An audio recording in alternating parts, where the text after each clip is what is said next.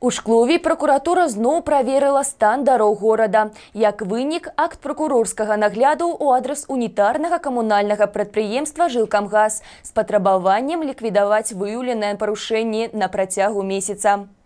И вот чарговая прокурорская проверка дорог города. Прокуратура района выявила множные дефекты дорожного полотна на улицах Шклова. Мы сегодня проехали по многочисленным улицам и действительно убедились в том, что картина ужасная. С учетом того, что на площадях, на улицах, на переулках, в принципе по всему городу Шклову имеются многочисленные недостатки в части наличия выбоин, ям, которые можно назвать критичными в силу того, что их глубина достигала до 15 сантиметров.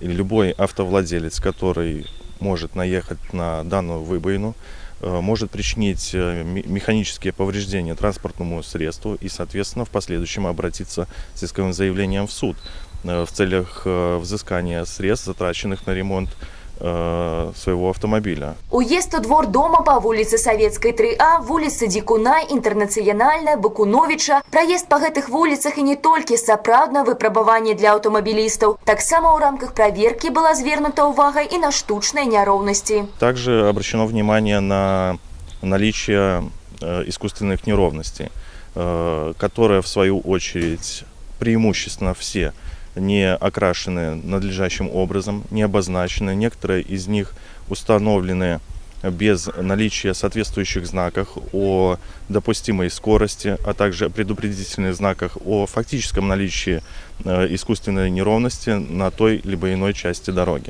Дороги города находятся у ведомстве унітарнага камунальнага прадпрыемства «Жилкомгаз». Таму адпаведнае патрабаванне по ликвидации парушэнняў ужо адпраўлена кіраўніцтву. По результатам настоящей проверки прокуратуры Шкловского района будет подготовлен соответствующий акт прокурорского надзора в адрес районного исполнительного комитета с целью принятия всевозможных мер по устранению выявленных нарушений. Акт прокурорского надзора в качестве представления предусматривает собой устранение нарушений в месячный срок.